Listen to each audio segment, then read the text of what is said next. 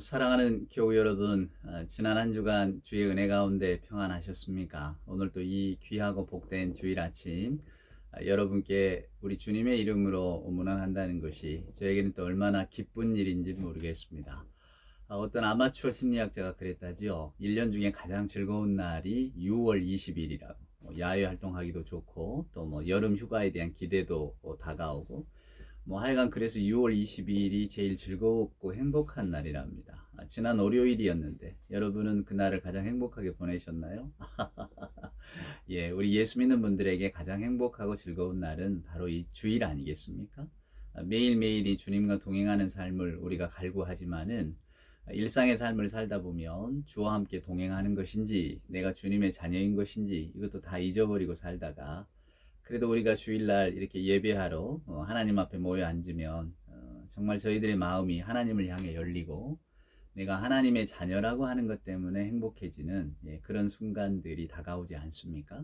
그래서 어쩌면 매 주일이 저와 여러분, 예수 믿는 우리들에게는 가장 즐겁고 기쁜 날인데 혹여 여러분의 마음 가운데 마음에 무거운 짐이 있거나 아니면 어두운 구름이 끼어 있다면 오늘 이 거룩한 주일 아침 그것을 주의 성령의 힘으로 다 밀어내시고 오늘은 기쁨과 감사함으로 우리 하나님 앞에 엎드립시다. 이제 우리 주께서 주실 놀라운 은총과 또한 사랑을 기대하면서 함께 예배하실 때에 오늘 또 우리 주님의 좋으신 사랑과 은총이 여러분의 마음 가운데 가득하기를 소망합니다. 우리 경배 찬송 같이 하십시다.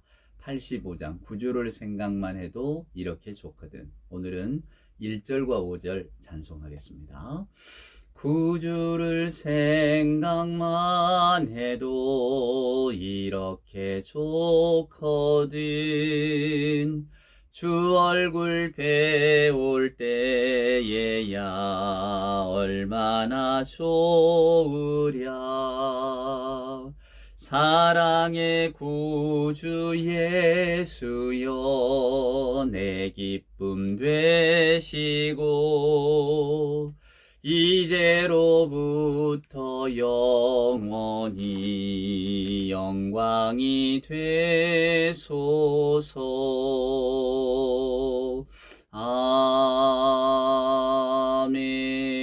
아멘. 사도신경으로 우리들의 신앙을 고백합니다.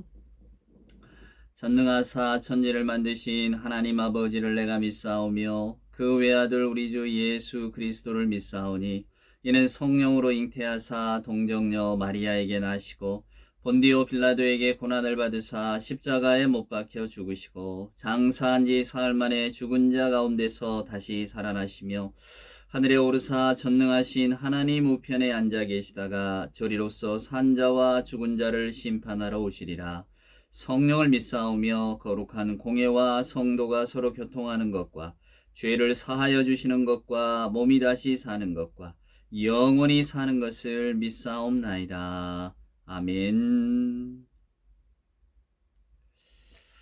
예, 우리 성시를 함께 교독할까요? 교독할 성시는 오늘은 교독문 26번입니다. 교독문 26번. 함께 보겠습니다. 내 백성아 들을지어다. 내가 말하리라. 이스라엘아 내가 네게 증언하리라. 나는 하나님 곧 내 하나님이로다. 나는 내 재물 때문에 너를 책망하지는 아니하리니 내 번제가 항상 내 앞에 있음이로다. 내가 내 집에서 수소나 내 우리에서 수점소를 가져가지 아니하리니 이는 삼림의 짐승들과 무산의 가축이 다 내 것이며 산의 모든 새들도 내가 아는 것이며 들의 짐승도 내 것이미로다. 내가 가령 주려도 내게 이르지 아니할 것은 세계와 거기에 충만한 것이 내 것이미로다. 내가 수소의 고기를 먹으며 염소의 피를 마시겠느냐. 감사로 하나님께 제사를 드리며 지존하신 이에게 내 소원을 갚으며 환난 날에 나를 부르라. 내가 너를 건지리니 내가 너를 영화롭게 하리로다. 아멘. 여러분 오늘 예배 찬송은 323장입니다. 푸른 바다 낯선 이 몸 어디든지 가오리다. 가슴이 뜨거워지는 찬송이죠. 저희도 신학교 때 신학생 때 이 찬송 참 많이 불렀었는데요. 신학생이든 아니든 예수 믿는 우리들은 모두가 다 이 마음으로 우리 주님을 섬겨야 되지 않을까 생각합니다. 자, 찬송가 323장 1절과 3절 함께 찬송하겠습니다. 푸른 바다 나선이 몸 어디든지 가오리다. 괴로우나 즐거우나 주만 따라가오리니 어느 누가 막으리까. 죽음인들 막으리까. 어느 누가 막으리까. 죽음인들 막으리까. 존귀 영광 모든 권세 주님 홀로 받으소서. 멸시천대 십자가는 제가 지고 가오리다. 이름 없이 빛도 없이 감사하며 섬기리다. 이름 없이 빛도 없이 감사하며 섬기리다.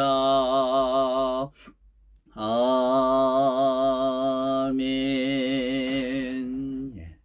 기도하십시다. 사랑과 은총으로 함께 하시는 아버지 하나님 감사합니다.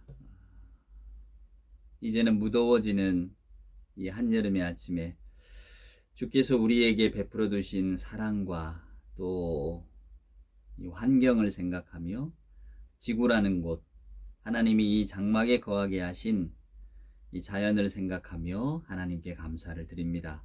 어머니 같은 대지와 아버지 같은 하늘, 때때로 가뭄과 수해와 병충해 그 위협 속에서도 세상의 모든 만물을 기르시고 저희들 먹고 마실 것을 책임져 주시며 오곡백과를 가득 안겨주신 것 하나님 감사를 드립니다.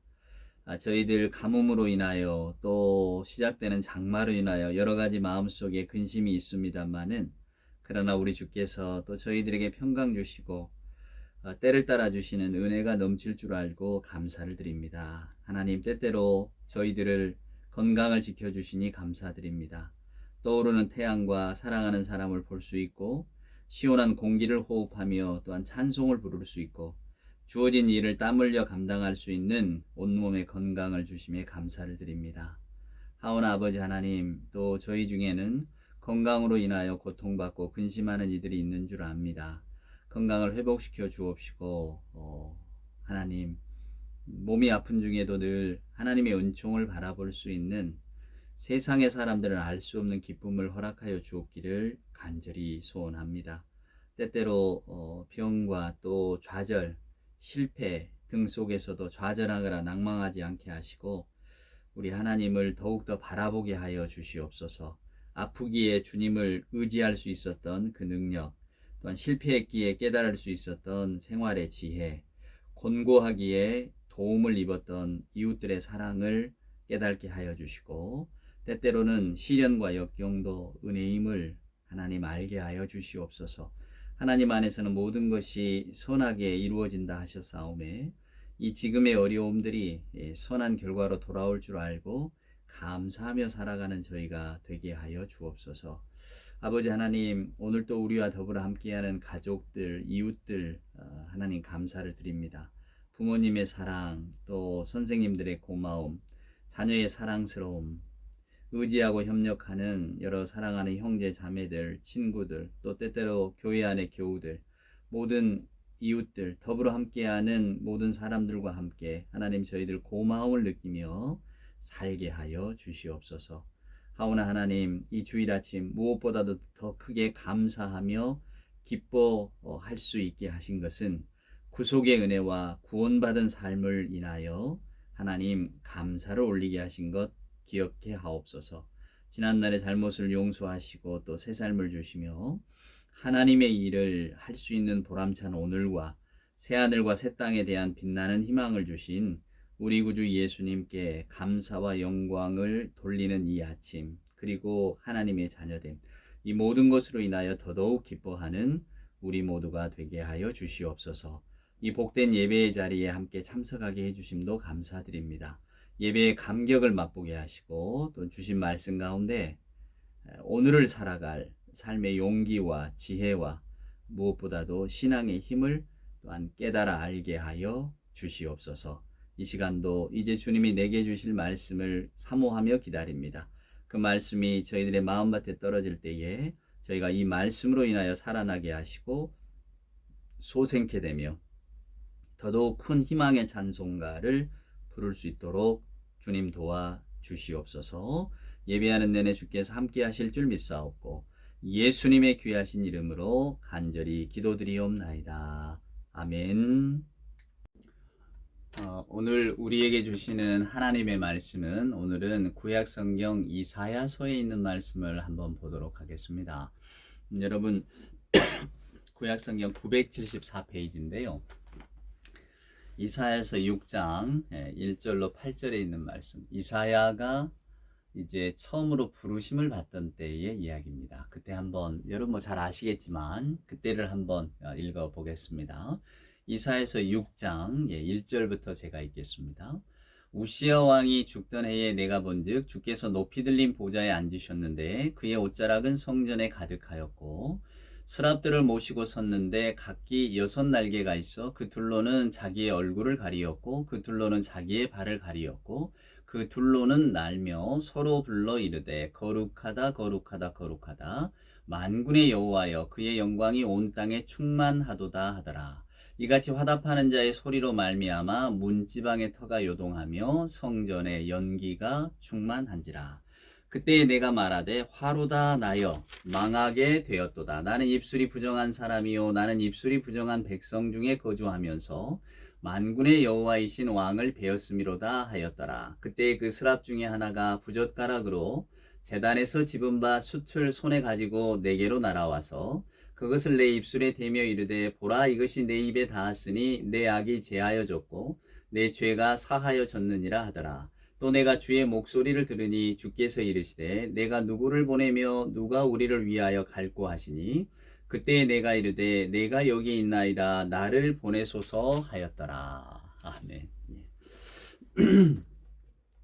여러분이 이사야서는 여러분 아시는 것처럼 우리가 대선지서, 그러니까 성경에 나와 있는 여러 선지자들의 책이 있잖아요. 선지서들. 그 가운데 가장 긴 책입니다. 물론 첫 번째 책이기도 하죠. 이사야서가 모두 66장으로 되어 있거든요. 성경이 66권 아닙니까, 여러분? 그래서 이 이사야서가 가지고 있는 그 상징성이 커요. 성경 전체를 꼭 표상하는 것 같잖아요. 그래서 우리가 신약 성경을 읽어보면 우리 예수님도 이사야서에 있는 말씀을 인용을 많이 하셨고 하여간 신약 성경 전체에서 가장 많이 소개된 책이 바로 이사야서입니다. 그러니까 이사야라고 하는 이 선지자의 어떤 역할이라든가 그리고 그가 한 예언 이런 것들이 얼마나 큰 영향을 미쳤는가라고 하는 것을 우리가 알 수 있죠. 오늘 6장을 읽었습니다만 7장에 가면 이제 처녀가 잉태하여 아들을 낳으리니 뭐 이런 구절도 있고요. 또 이사야서의 또 후반절에 가면 하나님의 나라에 대한 묘사가 있잖아요. 사자들이 어린 양과 뛰논다, 뭐 독사골에 손을 놓고 장난쳐도 물지 않는다.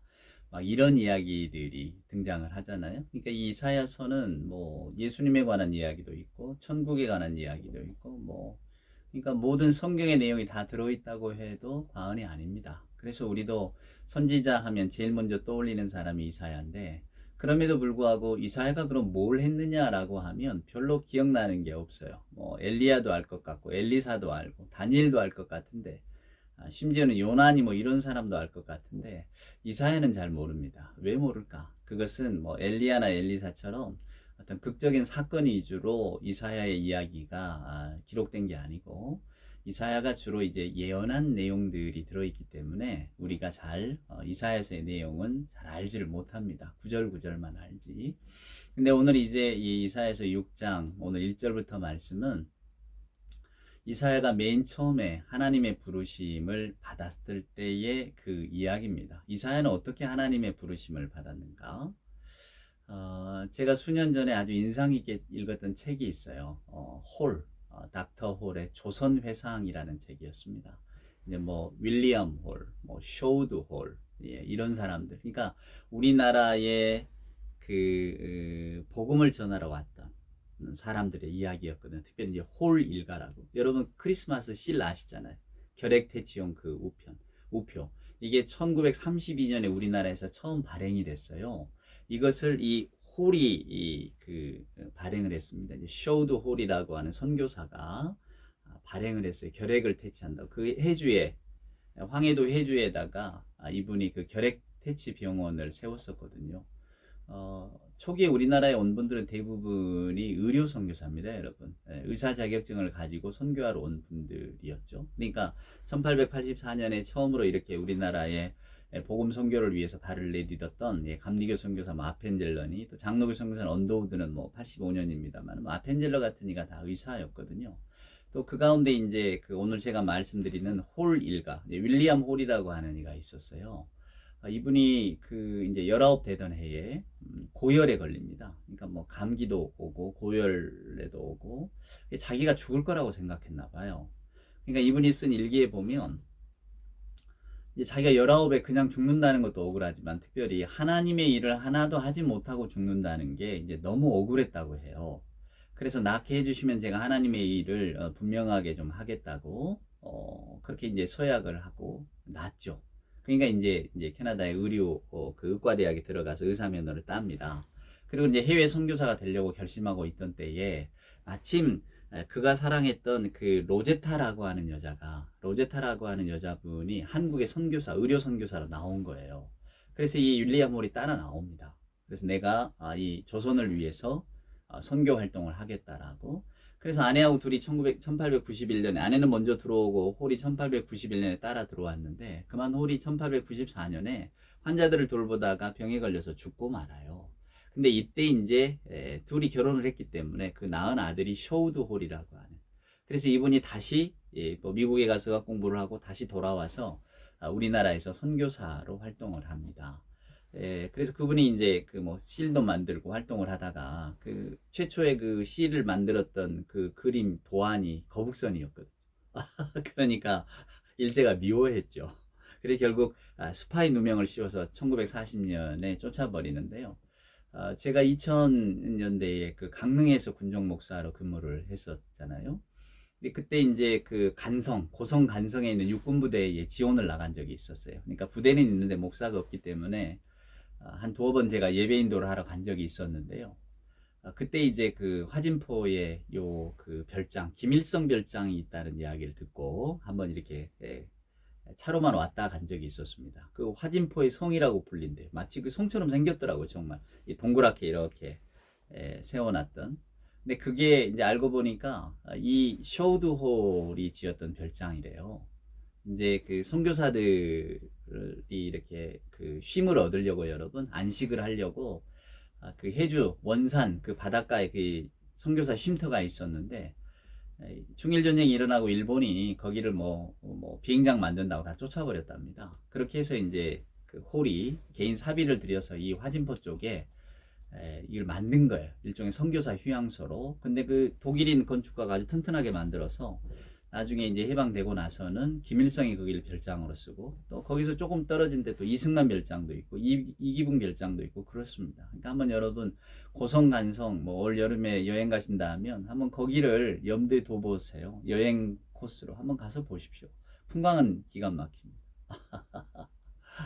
예. 근데 저희가 이 이야기를 왜 드리냐? 마침 그 생각이 나서 그렇습니다. 이 윌리엄 홀이라고 하는 이가 19에 죽을 병을 걸리고 내가 하나님의 일을 해야 되는데 못했다. 너무 아쉽다는 거 아닙니까? 뭔가를 하고 싶었는데 그때 이제 병이 낫게 되니까 주여 나를 불러주시면 어디든 가겠습니다. 부름받아 나서니면 어디든 가겠습니다. 우리 조선 땅에 와서 복음을 전하다가 결국 순교하고 말았는데요. 저는 오늘 이 이사야 일대기를 보면 꼭 그 생각이 나더라고요. 이사야가 그랬구나. 나를 주여 내가 여기 있습니다. 주님 나를 불러주시면 제가 어디든 가겠습니다. 누가 나를 위하여 갈고 주여 내가 여기 있나이다. 바로 그 장면이거든요. 자, 오늘 이 말씀을 보세요. 저나 여러분에게 오늘 신앙적으로 굉장히 유익한 말씀이 되리라고 저는 믿어 의심치 않습니다. 자, 1절에 보면 우시야 왕이 죽던 때에 이렇게 돼 있습니다. 우리는 여러분 이스라엘의 역사를 잘 모릅니다. 우리 역사도 잘 모르는데 어떻게 이스라엘의 역사를 잘 알겠습니까?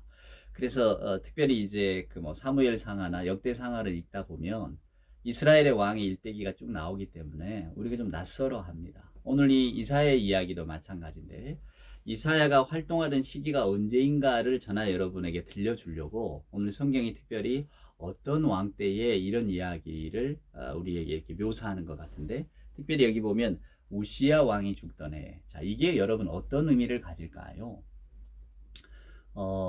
우리가 유다로 남방 유다와 북방 이스라엘로 갈리는 건 여러분 잘 아시죠? 예, 다윗 왕의 사후에 이제 솔로몬이 왕위를 이어받게 되고 그다음에 솔로몬이 죽고 나자 이제 북방 이스라엘과 남방 유다로 갈립니다, 여러분.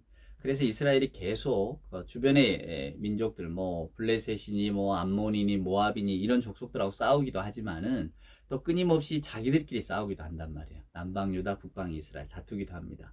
그러다 보니까 이 왕들의 재임 기간이 여러분 짧아요. 그러니까 길지 못합니다. 대부분 단명하고 뭐 8년, 10년, 뭐 누구는 3년 막 이러기도 하고요. 그러니까 이스라엘의 왕들의 어떤 그 삶이 평탄치를 못해요. 일찍 바뀌는데 그럼에도 불구하고 여러분 예외가 있잖아요. 바로 이 우시야라고 하는 왕입니다. 이 사람은 남방 유다를 52년 동안이나 다스렸어요. 16살 때 왕이 오르거든요. 그리고 무려 50년이 넘는 기간 동안을 통치를 합니다. 그런데 유능한 사람이었어요. 굉장히 많은 발전을 이루었습니다. 정치, 경제적으로, 사회적으로 여러분 완전히 정비를 다해서 국가의 기틀을 아주 튼튼하게 세웠죠. 군사적으로도 성공을 했어요. 블레셋, 아라비아 정복해 버렸고요. 암몬으로부터는 조공도 받았어요. 국토를 요새화했고 또 아주 그 군대 편성을 잘했고 또 우리식으로 말하면 그냥 상비군을 만든 거죠. 그리고 또 부익부 빈익빈 가난한 사람은 더 가난하고 부자들은 더 부자 요것도 막으려고 백성들 사이에 어떤 부의 평등함을 이루려고 노력을 많이 했던 사람입니다. 그러니까 왕으로서도 탁월하고 행정가로서도 탁월하고 군대의 사령관으로서도 탁월한 사람이었어요. 근데 여러분 언제나 성공가도를 걷는 사람에게 찾아오는 병이 뭡니까? 바로 교만의 병 아닙니까? 성경은 이 우시야 왕을 그렇게 아름답게 묘사하지 않아요. 왜냐하면 우시야가 다 잘했단 말이에요. 정치적으로, 경제적으로, 군사적으로 다 잘했지만은 딱 하나 걸리는 게 있었습니다. 그건 뭐냐면 산당 제거를 못했어요. 그러니까 가나안의 신들을 섬기는 이스라엘 사람들의 어떤 그 종교적인 습성을 바꾸지는 못했다 그 말입니다. 제가 늘 말씀드렸습니다만은 뭐 사사기 강의도 제가 얼마 전에 끝냈습니다. 근데 거기에서도 항상 문제가 이스라엘이 블레셋 사람들과 이제 가나안 땅에 들어가서 함께 더불어 살면서 그들의 신앙을 받아들였다고 했잖아요. 다른 게 아닙니다, 여러분. 그들의 신앙이라고 하는 건 바알과 아세라로 대표되는 그러니까 풍요와 다산이에요. 바알은 폭풍과 바람의 신, 농사의 신이란 말입니다. 농사를 잘 되게 해줘요. 그러니까 곡식을 풍요하게 한다. 그 신이다 그 말입니다. 사람들의 마음이 그런 거예요. 바알 신. 또 아세라는 짝이 돼서 바알과 짝이 된 아세라는 자녀를 많이 낳게 해주고 무병장수하게 하는 그러니까 다산의 신이다 그 말입니다. 그러니까 저와 여러분의 어떤 그 일상생활과 딱 맞아떨어지죠. 우리가 일상을 살면서 제일 바라는 게 뭡니까? 경제적으로 궁핍하지 않을 것, 자녀들 건강할 것, 자녀들 잘 살 것, 뭐 이런 거 아니에요? 그러니까 바로 그 틈을 노려서 파고든 겁니다. 하나님은 그걸 경계하신 거예요. 우리가 더불어 살면서 하나님이 이 땅에 인간들을 창조해 내실 때는 더불어 살라고 창조하신 것이지 너 잘 살라고 창조하신 게 아니거든요. 너 혼자만 더불어 잘 살라는 것이지 너 혼자만. 근데 우리 인간은 죄를 지어서 에덴 동산에 쫓겨났잖아요. 에덴 동산에 쫓겨난 가장 큰 이유가 뭡니까? 내 멋대로 아닙니까? 아담과 하와는 자기들이 동산의 주인이 아니었어요. 동산에서 그냥 살게 부르심을 받은 존재였다 그 말입니다. 동산을 가꾸고 거기서 잘 살아내면 되는 건데 동산의 주인이 되려고 했어요. 여러분 이게 정말로 중요한 단어입니다. 여러분 우리들의 삶은 동산이 있어야 돼요. 즉 저나 여러분이 살아가는 장소가 중요하다 그 말입니다. 그래서 하나님께서는 인간에게 장소를 만들어 주셨어요. 그것이 바로 에덴의 동산이고 지금 우리가 살아가는 이 지구입니다. 그래서 예수 믿는 분들은 당연히 환경론자가 될 수밖에 없는 거예요.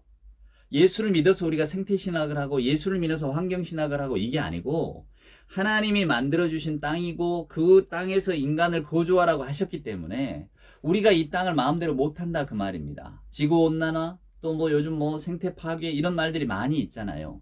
인간을 위해서 모든 걸 개발한다 라고 할 때에 한 번 더 생각해 봅시다 라고 하는 것, 또 우리뿐만이 아니라 후손을 생각해야죠 라고 하는 그 마음들이 여러분 동산의 주인이 우리가 아니라고 하는 것의 어떤 그 인정입니다. 근데 우리는 그게 안 되잖아요. 다 내 것 같잖아요. 이 세상의 주인이 인간 같잖아요. 성경을 읽어보면 바로 그 주인됨의 싸움이에요.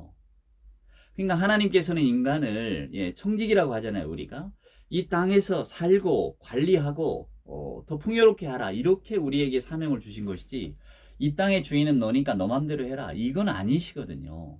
근데 아담과 하와는 정면으로 그걸 배척했잖아요. 아, 내가 내 맘대로 하고 싶은데 그게 뭡니까? 자기 욕구가 앞서는 거잖아요. 하나님께서 이스라엘 백성들을 적과 꿀이 흐르는 가나안 땅으로 인도했을 때 제일 경계하신 게 이겁니다. 거기에 물들지 말라고. 광야에서 40년 동안 훈련했잖아요. 자, 먹고 사는 게 불편해요. 만나를 주셨습니다. 메추라기를 주십니다. 입고 사는 거 다 불편합니다. 거주하는 것도 불편해요. 근데 무려 40년 동안이나 거기에 살게 하신 것은 그럼에도 불구하고 살게 하신다는 것 아니에요.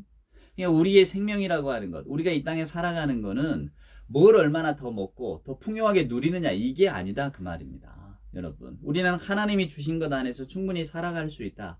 이게 신앙인의 마음이에요. 그게 여러분 영성이라는 게 뭔지 아십니까? 우리가 하나님을 섬긴다, 우리가 신앙인으로 살아간다. 신앙인의 영성이라고 하는 거는 내가 가지고 있지 않은 걸로 아쉬워하기보다 내가 가진 것 안에서 기쁨을 찾는 거예요. 하나님이 내게 주신 것 안에서 우리가 기쁨을 누리는 겁니다. 아, 저도 그렇고 여러분도 그렇고 우리야 많은 걸 누리면 좋죠. 많은 걸 소유하면 좋고. 우리 인간의 욕심은 끝이 없으니까 여러분 그렇잖아요. 말 타면 견마잡이 두고 싶고. 그게 우리 마음 아닙니까? 젓가락 하나 바꾸면 음식 바꾸고 싶고, 음식이 바뀌면 의복 바꾸고 싶고, 의복이 바뀌면 사는 집을 바꾸고 싶고, 그런 거 아닙니까? 이게 다 우리 인간의 마음입니다. 그러다 보면 우리들의 마음이 엉뚱한 대로 흘러가요. 자기 중심으로 간다 그 말입니다. 내 인생 편하면 그만이라고. 그래서 제가 뭐 한 달 전에 설교에서도 그랬잖아요. 무속신앙이 무서운 것은 거기에는 타인이 없다고, 나밖에 없다고 말입니다. 무속신앙은 너는 누구냐를 묻지 않아요. 네가 뭘 원하느냐를 묻지. 네가 뭘 원하느냐, 원하는 거 다 들어줄게. 이게 무속신앙 아닙니까? 내가 누구를 섬기든 당신은 내가 원하는 것만 주면 됩니다. 이게 무속신앙이에요. 그래서 무서운 거고 하나님께서 절대로 거기에 물들지 말라고 하신 겁니다. 온통 자기 욕심 가지고 자기 신을 만들어내는 여러분, 거기에 정의가 어디 있고 윤리가 어디 있습니까? 이웃을 섬기는 연민이 어디 있습니까? 공감이 어디 있습니까? 그저 다 내가 능력 있는 대로 내가 가진 대로 다 살아버리면 그만이지. 여러분, 그래서 신자유주의가 무섭습니다. 오늘날의 세계가 신자유주의잖아요. 능력 있는 자가 다 가지라고. 다 가지면 좋죠. 근데 그 능력은 어디에서 옵니까? 뭐 내가 노력해서 얻었는데요 라고 하면 또 할 말도 없어요. 그 말 속에는 그의 어떤 오만함과 교만이 들어있거든요. 곰곰이 생각해 보세요, 여러분. 오늘 우리가 가지고 있는 게 내가 노력해서 된 게 뭐가 있습니까? 다 하나님께서 우리에게 주신 것이지. 그것은 주셨으면 나누라고 하신 거고 주셨으면 함께 더불어 살라고 하시는 것이지 내 혼자 가지라는 게 아니거든요. 근데 우리들의 마음은 이미 예덴의 동산에서 쫓겨날 때부터 가인의 도시 안에서 살게 되면서부터 우리는 이미 다 욕심으로 가득 찬 인생을 살고 있지 않습니까? 그러니까 오늘 이 우시아도 마찬가지예요. 자기 인생을 잘 살았어요. 뛰어난 왕이었고, 아주 훌륭한 행정가였고, 군사적인 능력도 뛰어났고, 이스라엘을 부강으로 이끌었습니다. 멋진 왕이죠. 아마 지금 같으면 저나 여러분이나 무조건 이 사람에게 표를 던져줄 겁니다. 우리의 대통령이 되시오. 왜? 능력 최고니까. 우리를 잘 살게 해주니까. 근데 이 사람의 마음에 교만이 들어왔습니다. 그래서 어떻게 했느냐? 성전까지도 자기 멋대로 하려고 한 거예요. 원래 성전에서 하나님께 올리는 제사는 제사장만 드리게 돼 있잖아요. 근데 이 우시아가 다 필요 없다. 내가 하겠다 한 겁니다. 대제사장과 그 밑에 80여 명의 제사장들이 말려도 다 물리쳐 버립니다. 내가 하겠다. 그 교만에 대한 하나님의 징계를 받게 되죠. 그리고는 그는 골방에 숨어 버립니다. 그리고는 그의 아들 요담이 이제 통치하기 시작하는데 갑자기 왕이 됐잖아요. 어리잖아요. 그러니까 그때부터 이스라엘이 이제 혼란 가운데 빠져들게 된 겁니다. 우시아는 멋진 왕이었죠. 우시아는 훌륭한 왕이었고 우시아는 아주 뛰어난 왕이었습니다. 그런데 그가 갑자기 하나님의 징계를 받고 별궁에 머물면서부터 이제 이스라엘은, 이 남방 유다는 혼란 속에 빠져들게 된 겁니다. 요담이 똑똑했다면 또 그런 일이 없었을 텐데 요담이 그렇지를 못했거든요. 바로 그때에 이제 이사야가 부르심을 받았다는 거예요. 그게 이 말이 중요한 겁니다. 우시아가 죽던 해에, 그 말은 이스라엘이 극도로 혼란에 빠졌을 때에, 이스라엘 사람들의 마음에 불안이 가득했을 때에, 우리 저 왕이 죽으면 어떡하나, 그 마음으로 지금 불안에 벌벌 떨고 있을 때에 누가 나타났느냐? 이사야가 부르심을 받았다는 거예요. 여러분, 이때가 우리가 생각할 때 왜 이사야가 이때 부르심을 받았겠습니까? 이스라엘의 위기가 시작되는 거예요, 여러분. 언젠가 제가 말씀드렸지만은 우시아도 그렇습니다만 우시아보다 성경에 아주 악한 왕이었다고 기록한 왕이 있어요. 그건 아합이잖아요, 아합. 근데 아합 역시도 이 정치, 행정, 군사에는 아주 뛰어난 왕이었거든요. 우리가 여기에서 빠져들면 안 됩니다. 하나님의 말씀에 순종하라. 오늘 이사야에게 주시는 하나님의 말씀도 마찬가지거든요. 근데 우리는 하나님의 말씀에 순종하면 나라도 백성도 부강하게 될 것이다. 이렇게 착각하는 수가 있어요. 여러분, 저는 착각이라고 말씀을 드렸습니다. 하나님의 말씀에 순종하면, 그럼 여러분들에게 이런 말씀을 드려볼까요? 우리가 강단에서 혹은 목사가 여러분에게 이렇게 말합니다. 하나님의 말씀에 순종하면 여러분의 삶이 좀 나아질 겁니다. 살림살이가 더 좋아질 겁니다. 이렇게 이야기한다면 이건 복음일까요? 아닐까요? 이건 그저 잘 되기를 바라는 인간적인 축복의 말이죠. 여러분, 성경을 보세요. 이스라엘이 잘 살 때는 아합이나 이런 왕 때였어요. 그러니까 성경이 이 왕은 나빴다, 악했다라고 평가하는 왕 때에 이스라엘은 잘 살았다니까요. 솔로몬 왕 시절에 이스라엘이 얼마나 부강을 누렸습니까, 여러분? 근데 솔로몬 왕이 그 이스라엘을 부강으로 이끈 그 원동력이 뭐였어요? 그것은 이방 사람들, 주변에 둘러싸고 있는 나라들과 화평 정책이었거든요. 싸우지 맙시다, 우리 더불어서 합시다, 이거였거든요. 근데 그것의 어떤 그 증거가 뭐였나요? 결혼이었잖아요. 결혼하면서부터 왕비들이 가지고 들어온 종교를 다 받아들였잖아요. 왕실에서 받아들이니 백성들이 무감각해지는 겁니다. 여러분, 그래서 정치 지도자의 종교는 굉장히 중요해요. 제가 몇 달 전에 이야기해 드렸잖아요. 지도자가 무속을 섬긴다? 그런 백성들 마음에는 그래도 되나보다. 우리 국민들 마음에는 그래서 잘 됐나? 우리도 그럼 한번 물어볼까? 우리도 무속신에게 가서 한번 우리 앞날을 점쳐보자. 일이 된다니까요. 내가 그때 20살 때 무속신을 만났더니 너 나중에 30년 후에 너 왕 될 거다. 너 대통령 될 거야. 너 대통령 될 사람하고 결혼할 거야. 이런 식의 어떤 신탁을 받았다고 해보세요. 그런데 그런 이들이 정말로 어떤 국가의 지도자의 자리를 차지하고 있다? 그럼 그게 무언의 어떤 이렇게 전파력이 되는 겁니다. 무속신앙 그건 무시할 거 못 돼. 그거 봐라 말이야. 몇 년 전에, 몇십 년 전에 우리가 이런 사람이 대통령이 되고 왕이 될 거나 생각이나 했나? 근데 된 거 뭐라고? 근데 어떻게 그 무속에선 그걸 알고 이야기를 했겠느냐고. 터가 중요하네. 어디 사는 게 중요하다. 이런 이야기가 은연중에 떠돌지 않겠습니까? 저나 여러분도 그런 말 들으면 솔깃하지 않겠습니까? 우리의 마음이 다 잘 되고 싶은 마음이 있는데. 그게 중요한 거예요. 성경은 그걸 경계하고 있는 거예요. 우시아 정치 잘했어요, 여러분. 이스라엘 사람들이 이때 제일 편했다, 그 말입니다. 우리가 잘 아는 히스기야 있잖아요, 히스기야.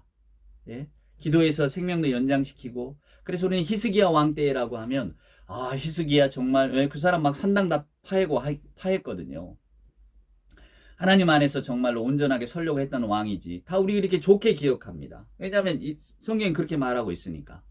근데 그러면 그때 당시에 살았던 이스라엘 사람들은 그럼 이 히스기야 왕을 좋아했겠는가? 그러지 않았을 겁니다. 그때 당시에 이스라엘 사람이나 오늘을 살아가는 저나 여러분이나 뭐가 달랐겠습니까? 생활이 편하면 좋고 생활이 불편하면 좀 이렇게 기분 나쁠 거 아닙니까? 어찌됐건 내 일상생활이 불편하잖아요. 근데 히스기야 왕 때에 그 정치적으로 어떤 그 경제적으로 이스라엘이 그냥 이렇게 딱 벽을 쳤거든요. 왜? 하나님에 대한 정통성을 지켜야 되니까. 그럼 어떻게 됩니까? 생활이 여러분 어렵게 됩니다. 생활이 편할 수가 없어요. 우리 옛적에 세국 정책 생각하시면 돼요. 막아서 우리끼리. 그러면 여러분 그것이 국가가 발전하느냐? 우리가 생각하는 발전 말입니다. 막 GNP가 올라가고 막 그러느냐? 그렇지는 않는다는 거예요. 그러니까 제발 여러분 신앙과 우리 현실의 삶을 혼동하지 마세요. 하나님께서도 물론 이 땅에 살고 있는 우리들에게 우리들의 삶이 건강하고 우리들의 삶이 편안하고 그걸 원하시지, 하나님의 백성들이 고통받고 눈물 흘리고 그걸 원하시겠습니까? 하지만은 저나 여러분들이 내가 하나님을 섬기기 때문에 물질적으로도 뭔가 부를 얻고 뭔가 사회 경제적으로도 편안함을 얻게 될 것이다. 만약에 우리나라가 하나님을 온통 다 섬기는 나라가 된다면 우리나라는 세계 제1류 국가가 1등의 국가가 될 것이다. 이렇게 이야기하는 것은 큰 착각이다 그 말이에요. 그러면 결국 하나님을 바알과 아세라에 올려놓는 것과 똑같습니다.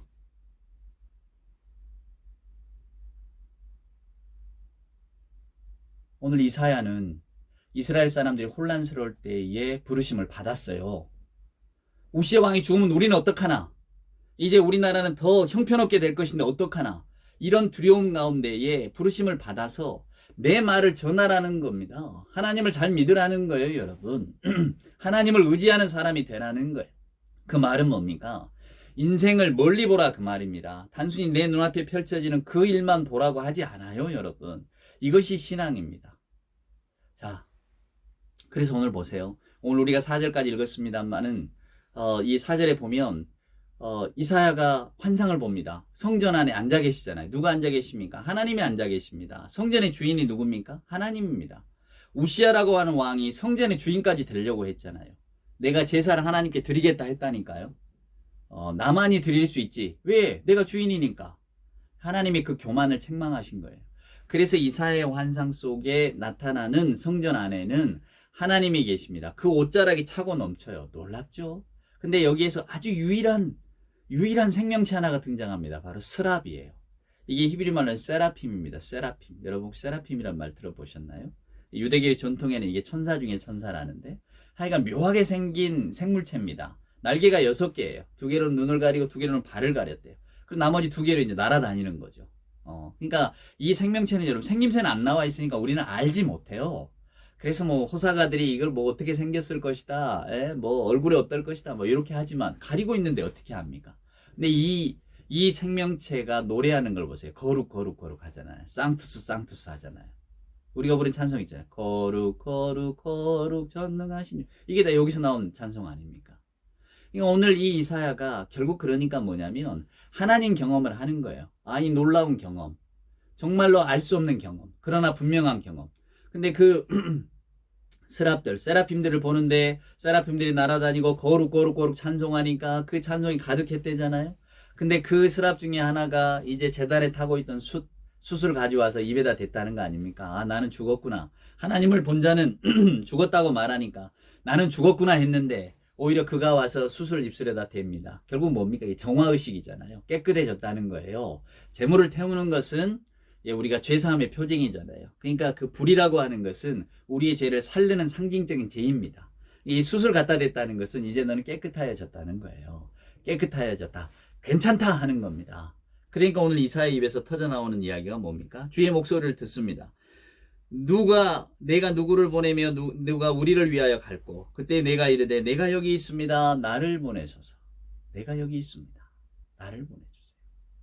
9절부터 이어지는 말씀을 보면요, 하나님께서 말합니다. 내 백성이 눈독이도 다 어두워져서 내 말을 안 들을 거라고. 그럼에도 불구하고 너는 이제 부르심을 받았으니 나의 말을 전하라고 이렇게 이야기를 하는 거예요. 여러분, 누가 나를 위하여 갈고 내가 가겠습니다. 우리는 여러분 그래서 이 구절을 읽으면 많은 분들이 내가 선교사로 가야지. 내가 선교사로 갈 때 내가 이 말씀을 읽었다. 내가 목사가 돼야지. 이 말씀을 들었다. 주여 나를 보내소서.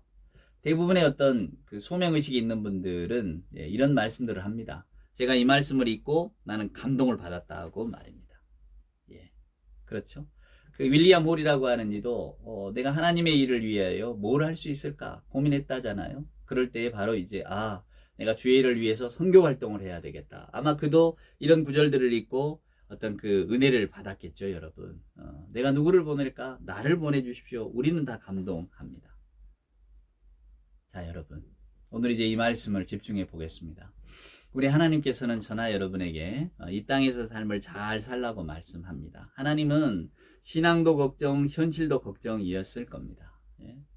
이사야도 걱정했겠죠. 왜? 선지자가 되려면 다 예민한 감수성을 갖고 있어야 되는데 이 같이 더불어 살고 있는 백성들의 걱정을 왜 그가 몰랐겠습니까? 우리를 잘 통치했던 우시아가 절이 되고 요담이 왕이 올랐는데 이제 우리가 못 믿는단 말이에요. 그래도 그 아버지가 살아 계시니까 그나마 기대를 갖고 있었는데 이제 그 아버지가 죽었다는 말입니다.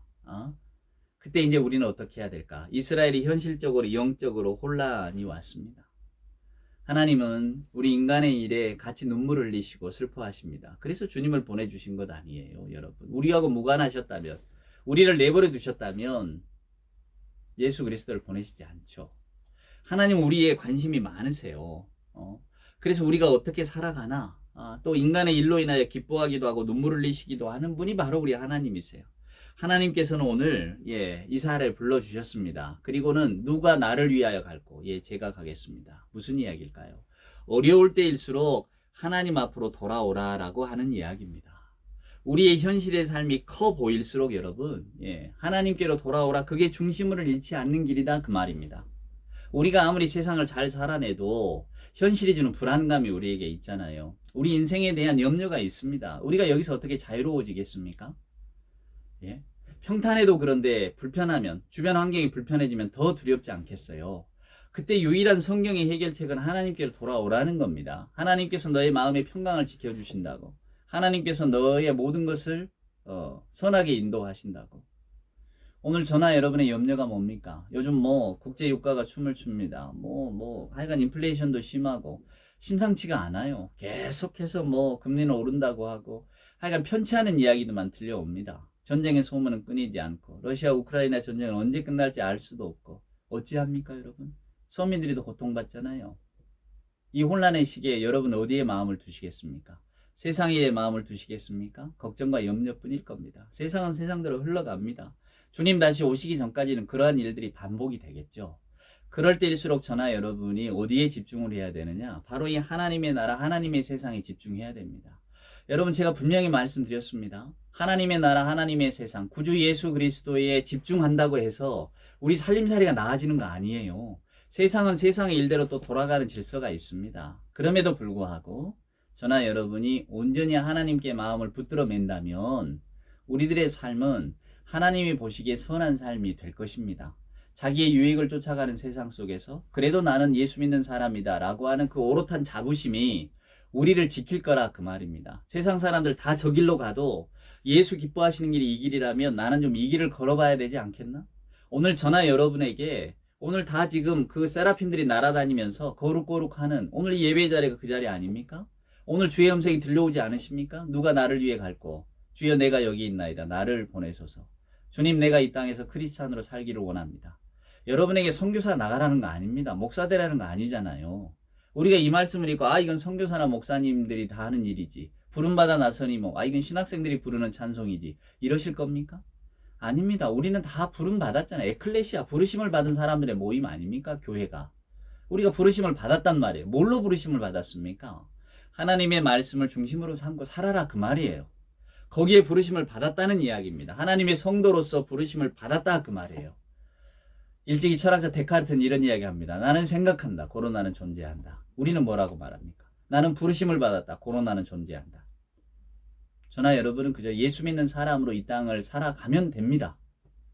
하나님께서 이 땅에서 예수 믿는 사람으로 불러주셨잖아요.